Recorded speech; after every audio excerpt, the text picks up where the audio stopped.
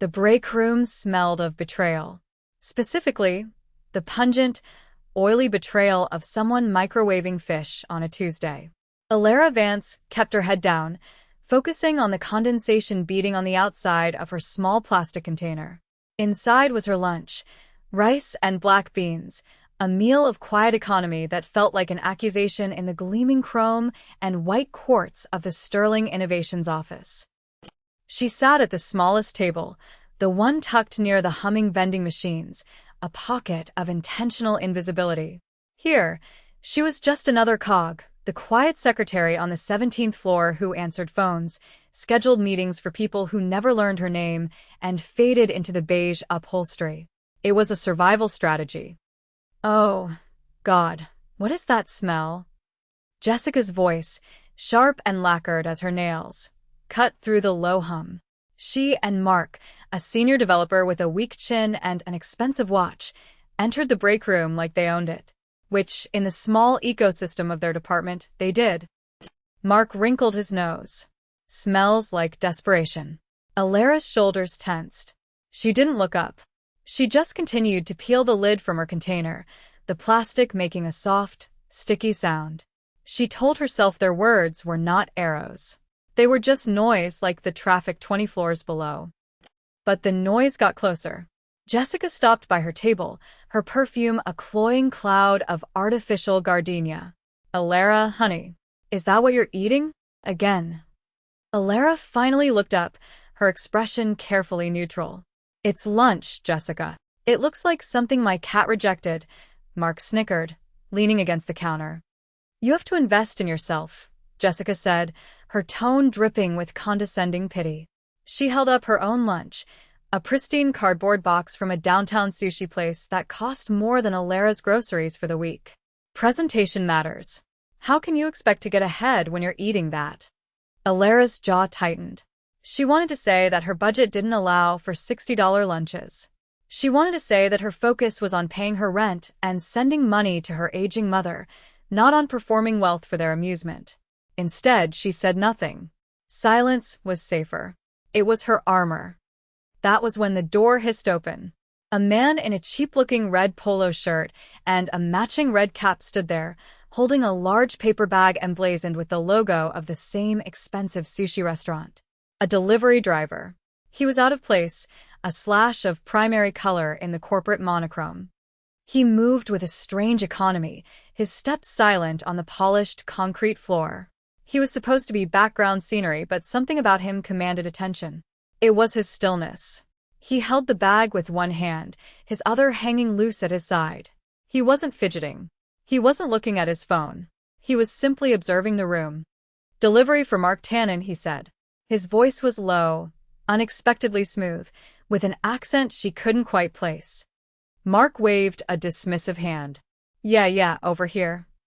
The driver walked toward him, but his eyes weren't on Mark. For a fraction of a second, they swept over the room and landed on Alara. She felt the weight of his gaze, a physical pressure. It wasn't pity like Jessica's. It wasn't contempt like Mark's. It was analytical, cold. Like a geologist examining a rock, assessing its properties, its fractures, its worth. He saw the shabby container, Jessica's smug expression, Mark's sneer. He took it all in a single, unblinking moment. Then his eyes met hers. She saw the universe in them. Dark, deep, and utterly devoid of warmth. There was a dangerous intelligence there that did not belong on the face of a man delivering overpriced fish. The cheap red cap was a disguise, and a poor one at that. It couldn't hide the sharp, predatory cut of his features, or the way his stillness seemed to suck the air out of the room. He turned to Mark, holding out a tablet for a signature. His hands were clean, his nails impeccably cared for. There was no delivery van grime under them. As Mark scrawled his name, the driver's gaze slid back to Jessica. Is there a problem here? He asked, his voice still quiet, yet it cut through their conversation like a razor. Jessica blinked, thrown off.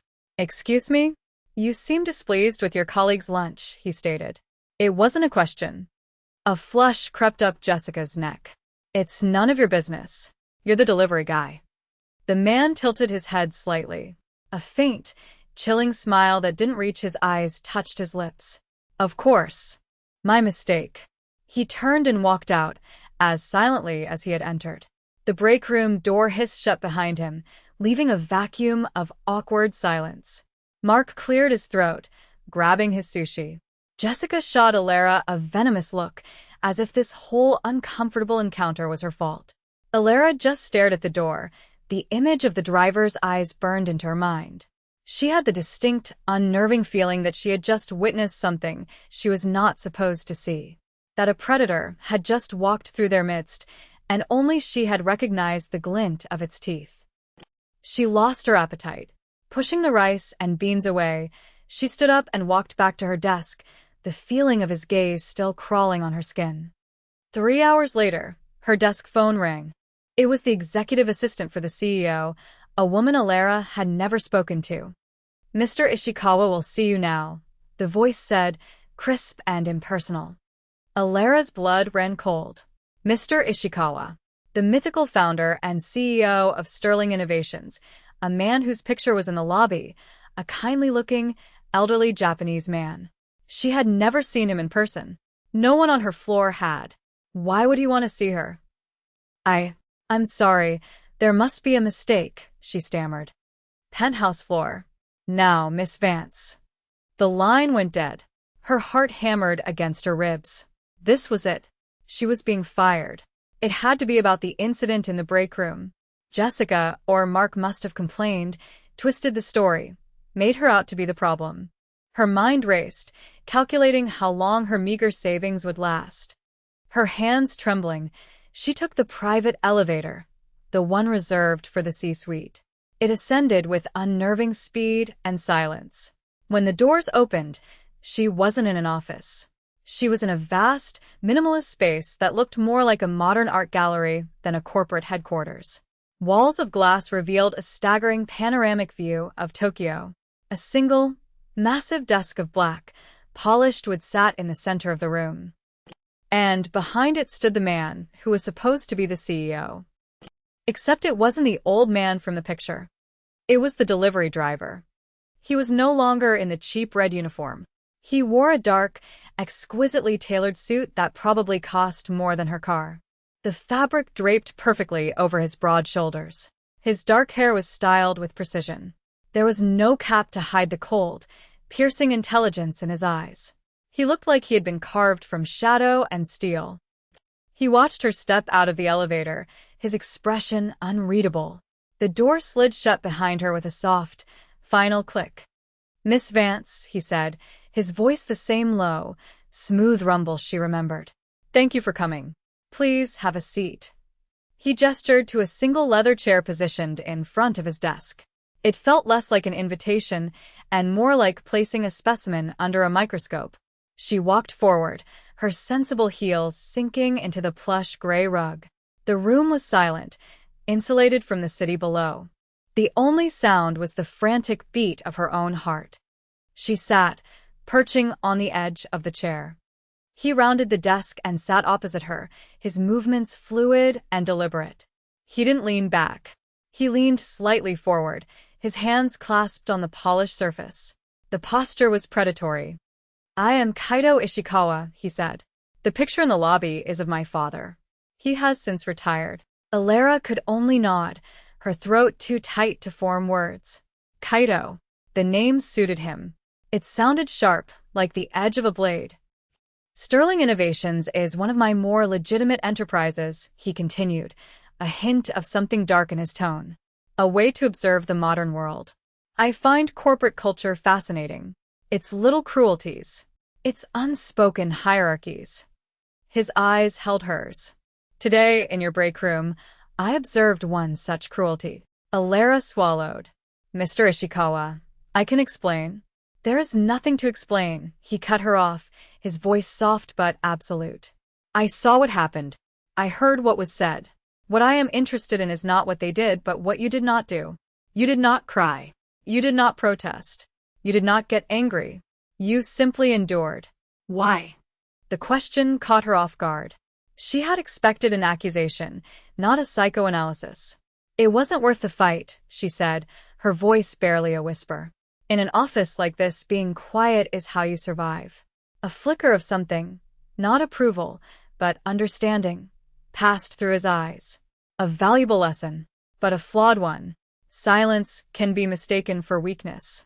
And weakness, he paused, letting the word hang in the air, invites predation. He stood and walked to the window, his back to her. I own this company because information is power. I needed a listening post inside the global tech sector. But for it to function, it requires a certain standard of behavior. Respect, discretion, loyalty. Your colleagues, Miss Jessica Davies and Mr. Mark Tannen, displayed none of those qualities. They are a symptom of a rod I must now excise. Allure assumed he meant he was going to fire them. It was a relief so profound it almost made her dizzy. You will no longer be working on the 17th floor, he said, turning back to face her. Your desk is no longer there. Your things have been moved. Moved? Moved where? Here, he said, gesturing to the opulent, empty space. You are my new executive assistant. You will work directly for me. The room seemed to tilt. This was not a promotion. This was something else entirely. A cage. A gilded, beautiful cage with a breathtaking view. With all due respect, sir, she said, finding a sliver of courage. I'm not qualified for that. I'm a departmental secretary. Your qualifications are not on your resume, he replied, his gaze unwavering. You're intelligent. You are observant. And you know how to be silent. These are the only skills I require. He walked back to his desk and tapped a button on his intercom. My head of security will show you to your new workspace. The offer was not an offer. It was a command. He was not a CEO. He was a king, and this was his throne room. To refuse was not an option. The fear that had been a low hum in her chest was now a screaming siren. She was trapped. Trapped by the man who had looked at her poverty in a plastic container and seen an asset. In the days that followed, Alara's world shrank to the dimensions of the penthouse. It was a world of hushed phone calls in Japanese, of men in dark suits who moved with the silent deadliness of ghosts, and of Kaito Ishikawa's overwhelming presence. He was a creature of discipline and control. He worked relentlessly, his focus absolute. He rarely spoke to her, issuing commands through terse emails or short, clipped sentences. She organized a schedule, which was a cryptic collection of meetings with shell corporations and holding companies. She filtered his calls, learning to recognize the voices of his lieutenants. She learned that the tech company was a pristine, sterile skin stretched over a body of pure, brutal enterprise. Kaito was not just a businessman. He was Yakuza, the head of the Ishikawa-gumi.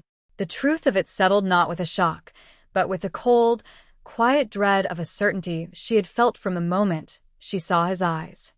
One night, she was working late, finalizing a travel itinerary for a trip to Osaka. Kaito was still in his office, the door slightly ajar. She saw him staring at a small, silver frame on his desk.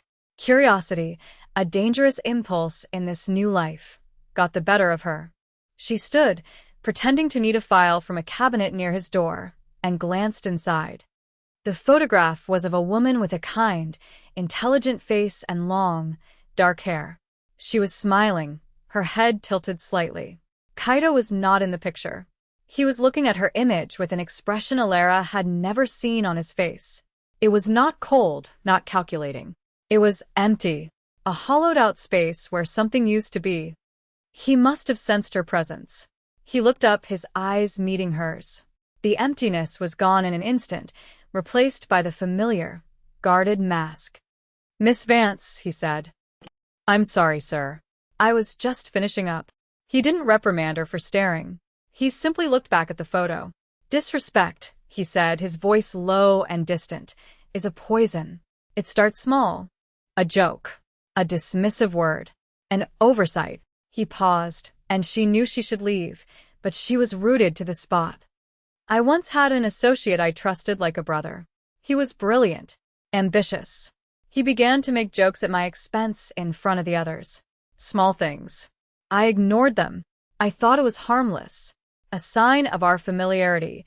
He picked up the frame, his thumb tracing the edge. But the disrespect grew. It festered. He saw my tolerance as weakness. He decided he could do a better job. He made a deal with a rival clan. His voice was flat, devoid of emotion, which made the story even more chilling. The price of that deal was her, he said, nodding toward the photograph. Her name was Akemi. She was my partner. He told them where she would be. They were waiting. My failure was not in trusting him. It was in ignoring the small signs, the little cruelties. He placed the photo back on the desk, perfectly aligning it with the edge. His wound was not a scar. It was a ghost. A constant reminder that the smallest crack in the foundation of respect could bring the entire empire down. He turned his gaze back to Allura. That is why I could not tolerate what I saw in the break room. It is an infection I have seen before.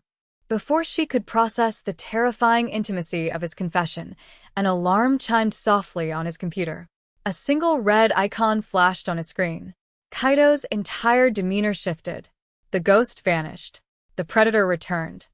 "We have a breach," he said, his voice like ice. He began typing, his fingers flying across the keyboard. He barked orders into his phone in rapid-fire Japanese. The words were foreign, but the tone was universal, lethal. Danger had arrived. It wasn't loud or explosive. It was a silent digital invasion. A rival clan, the Kyokai, was testing their defenses, trying to steal data from Sterling Innovations. Kaido's men, the tech experts in the floors below, were scrambling. Allura stood, useless, watching him command his invisible army. She could run. She could slip out in the chaos, disappear into the night, and never look back. It was her chance. But then she thought of Akemi. She thought of the casual cruelty of Jessica and Mark. She thought of the way Kaido had looked at her, not as a victim, but as someone who understood survival. Running felt like a betrayal of that unspoken understanding. Instead of running, she walked to her own terminal. She wasn't a hacker, but she was meticulous. She knew the company's systems, its file structures, its server protocols. While his men were fighting the main assault, she started digging through the server access logs from the past hour. It was tedious work, a search for a needle in a digital haystack. But she found something. A tiny anomaly. A user permission that had been momentarily elevated and then restored, originating not from an external IP, but from a terminal on the 21st floor. It was too subtle to be the main attack. It was a back door. An inside job. She took a breath and walked into his office. He was still on the phone, his back to her. She waited. When he finally hung up, the silence was tense enough to crack. "What is it?" he snapped, not turning around. "The breach isn't external," she said, her voice clear and steady. "It's coming from inside the building. Look." She held out her tablet. He turned slowly, his eyes dark with suspicion. He took the device from her, his fingers brushing against hers. The contact was brief, a spark of electricity in the cold, sterile air. He looked at the screen, his gaze sharp, processing the lines of code. He saw what she saw. He looked up from the tablet, his eyes locking with hers. The suspicion was gone, replaced by that same unnerving, analytical stare from the break room. But this time it was different. It was laced with something else. A flicker of respect. "You see things others miss, Allura Vance," he said, his voice a low murmur. He had never used her first name before. It sounded different in his mouth. Not just a name, but a designation. A claim. The crisis was averted. The mole on the 21st floor was dealt with in a way Allura chose not to think about. But the air in the penthouse had changed. The professional distance between them had been breached as surely as the company's servers. The rivals, the Kyokai, did not take the failure well. They needed to send a message. A few days later, Allura came into work to find the 17th floor in an uproar. Jessica and Mark were gone. They hadn't just been fired. They had cleared out their desks overnight, submitted their resignations via a terrified email, and vanished. Rumor had it they were moving to another country. Allura knew it wasn't a rumor. When she saw Kaido that morning, he simply said, "Your former colleagues will no longer be a problem." He said it with the same casual finality as a man discussing the weather. The statement was a threat and a promise, all in one. It was a reminder of who he was and what he was capable of. A part of her, the part that still remembered being the quiet girl with the plastic container, should have been horrified. Instead, a cold, hard knot of something that felt disturbingly like satisfaction settled in her stomach. That evening, the war came for them directly. As they descended in the private elevator to the garage, Kaido was uncharacteristically silent. He stood closer to her than usual, a solid, unmovable presence in the small space.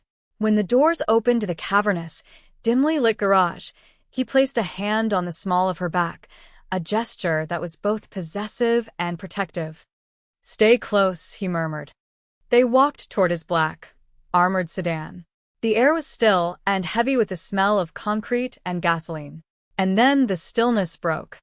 A dark van, its headlights off, screeched around a corner, accelerating directly toward them. Allura had no time to scream. Kaido moved with impossible speed. In one fluid motion, he shoved her behind a thick concrete pillar, his body a shield over hers. The world dissolved into a series of terrifying, percussive thumps, the sound of silenced gunfire impacting the pillar just inches from her head. She was pressed against the cold concrete, Kaido's body a wall of muscle and expensive wool in front of her. She could feel the heat of him, smell the sharp, clean scent of cedar and smoke from his cologne, mixed with the acrid tang of gunpowder. He had a gun in his hand, a sleek, black pistol that seemed to appear from nowhere. He didn't fire wildly. He leaned out, fired twice, 2 precise, economical shots, and leaned back. The van swerved, crashing into a row of parked cars with a sickening crunch of metal. It was over in seconds. The silence that fell was more deafening than the noise had been. 2 of Kaido's men materialized from the shadows, weapons drawn, securing the area. Kaido didn't move for a long moment. He remained pressed against her, his breathing even, controlled. Allura, however, was shaking, her own breath coming in ragged gasps. He finally stepped back, turning to survey the scene. One of the attackers from the van was still alive, crawling from the wreckage, his leg twisted at an unnatural angle. Kaido's men descended on him, their faces grim. The man saw them coming and a raw, animal terror filled his eyes. He looked past them, his gaze landing on Allura, hiding behind the pillar. "Please," he begged, his voice hoarse. Please. Everyone stopped. Kaido's men looked to their boss. And Kaido looked at Allura. It was a test. He was watching her, his expression a cold, impenetrable mask. He wanted to see what she would do. The old Allura, the secretary from the 17th floor, would have been sick with horror. She would have pleaded for the man's life. But she wasn't that Allura anymore. She looked at the begging man, and she saw the gunman who had tried to kill her moments before. She saw the casual cruelty of Jessica and Mark. She saw a world that had no mercy for the quiet or the weak. She met Kaido's gaze, held it, and then slowly, deliberately, she turned away, her face a blank canvas. Her silence was her answer. Her consent. A line had been crossed, and she hadn't even realized she was walking toward it. Kaido gave a small, almost imperceptible nod to his men. Allura didn't watch what happened next. She didn't need to. Back in the penthouse, the adrenaline drained away, leaving her hands trembling. The panoramic view of the city seemed to mock her with its beauty. Kaido poured 2 glasses of whiskey from a crystal decanter, the amber liquid catching the light. He handed one to her. Their fingers didn't touch this time. He stood close, a silent, imposing shadow. "You were not afraid," he said. "It wasn't a question." "I was terrified," she whispered, the glass cold against her shaking fingers. "But you did not scream. You did not run. You watched." He took a sip of his whiskey, his eyes never leaving her face. "In my world, stillness is a weapon. It is a sign of control, of strength. You are very still, Allura Vance." It was the most dangerous compliment she had ever received. It wasn't a declaration of love. It was an acknowledgement of her darkness, a recognition that she belonged in his. It was more intimate, more terrifying, than any confession of affection could ever be. The failed assassination attempt made Kaido more protective, more possessive. But it also made the Kyokai more desperate. They had failed to get to him through force, so they decided to get to him through her. She came home to her small, modest apartment late one night to find the lock on her door broken. Her heart leaped into her throat. She pushed the door open, her hand already reaching for her phone. Nothing was out of place. Nothing was stolen. It was worse. On her neatly made bed, resting on her pillow, was a single, perfect white lily. She knew what it was. A symbol of death. A message. We know who you are. We know where you live. We can touch you whenever we want. Her first instinct was to call the police. But what would she say? That a rival Yakuza clan had left a flower on her pillow? She deleted the numbers from her call log. There was only one person she could call. She dialed Kaido's private number. He answered on the first ring. She didn't have to say a word. He heard the tremor in her breath. "Where are you?" he demanded, his voice a low growl. "My apartment. Don't move. Don't touch anything. I'm coming." He arrived in less than 10 minutes, his car a black specter in the quiet suburban street. He swept through her apartment, his men behind him, his presence turning her small, safe space into a crime scene. He saw the lily on the pillow, and his face, usually so controlled, became a mask of cold, murderous fury. "Pack a bag," he said, his back to her. "You're not staying here tonight." "Where am I going?" He turned, his dark eyes burning into hers. "You're coming with me. From now on, you don't go anywhere without me." It wasn't a request. It was an edict. Her old life, her little apartment, her illusion of independence, it was all gone, burned away by the heat of his world. But the Kyokai were clever. They knew he would move her. They had anticipated it. They still had a source inside Sterling Innovations, someone feeding them information.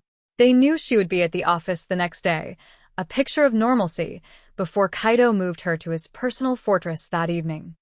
The fire alarm blared through the building mid-afternoon, a shrill, piercing sound. A fire drill. People began to file out of their offices, grumbling. Kaido's men, ever-present shadows, flanked Allure, guiding her toward the emergency stairwell. But the drill was a feint, a distraction.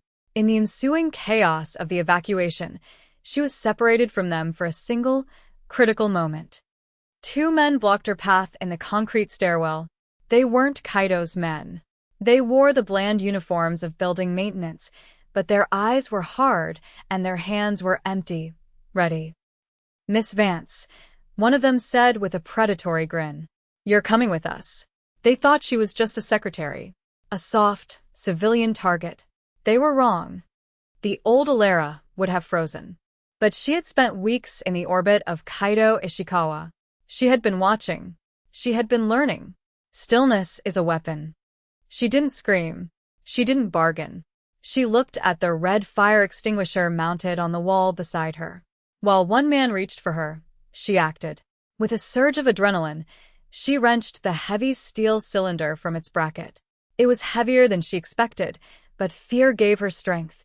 She swung it with all her might, a low, brutal arc that connected with the first man's knee.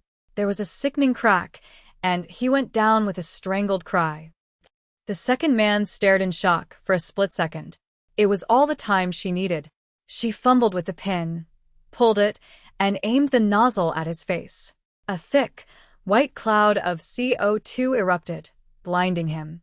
He staggered back, roaring in pain and confusion. It was in that moment that Kaido rounded the corner, his face a thundercloud of rage.